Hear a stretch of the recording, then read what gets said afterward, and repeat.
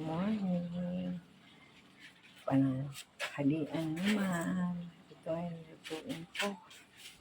Puso sa saging. Bumili ako ng preskong puso sa saging. Ayoko yung mga in-slice. Gusto kong akong yung mag-slice. Ganyan ang style ko eh. Slice ng puso ng saging.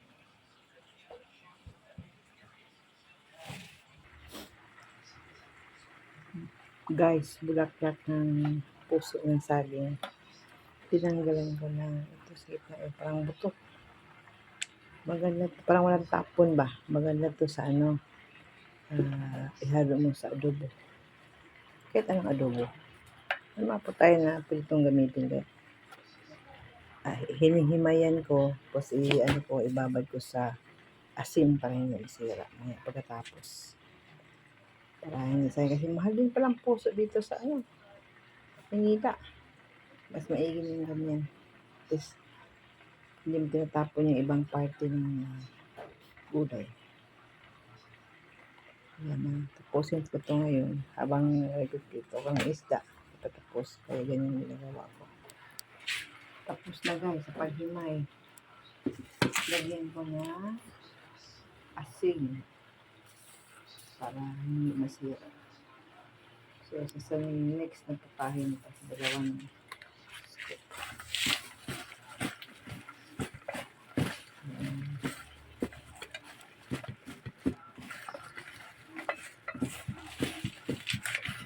Tapos, isang dito. Dito. Gawang sayang. Kapinambangan pa ang bulaklak ng puso. Presko pa siya. Hindi ba ito yun?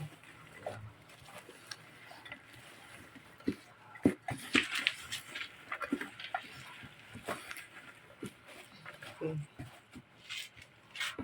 Sabi mo na yan.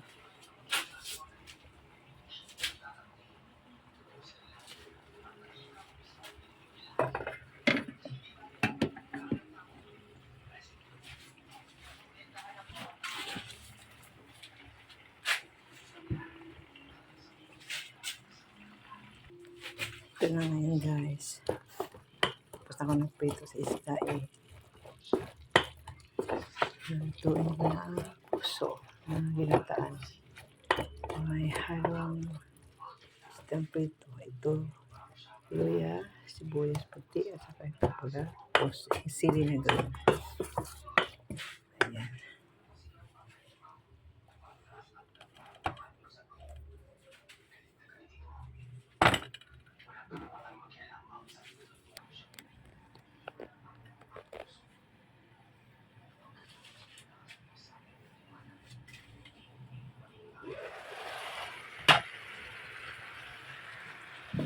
Ang puso sa saging.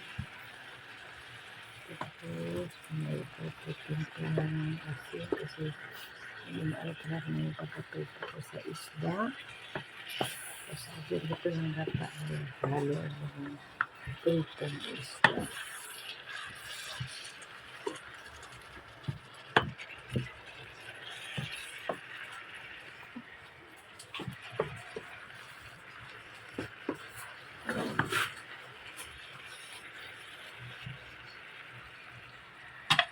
Yan yung dapat i-stack para maluto.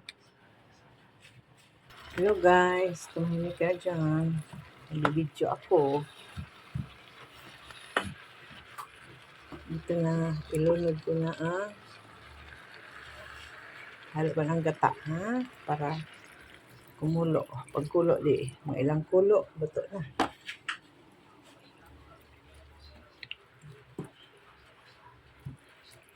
Yan, ginataang puso sa saging na may halong pritong isda.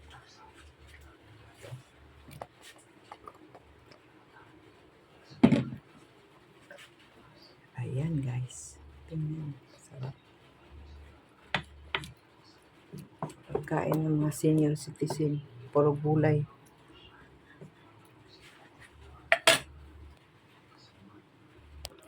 Hello guys, malapit na maluto. Lalagyan ko na ng tama na ang alat niya. Black pepper. Para mabango-bango. Tapos, konting magic sarap. Konti lang.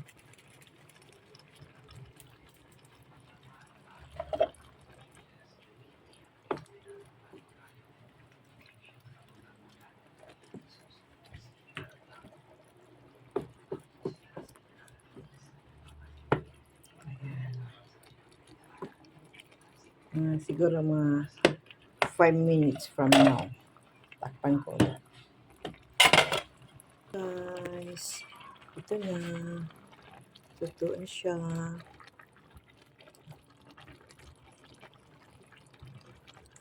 Ayan. Ang ginataang puso sa saging na may halong pritong isda. Thank you guys for watching. Tinikman ko na masarap. Tama na ang timpla niya. Sana magustuhan nyo ang videos ko araw-araw.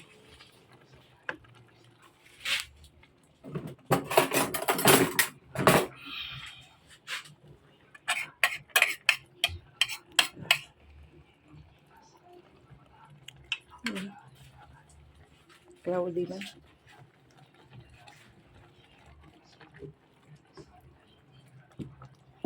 Okay guys, thank you so much. God bless.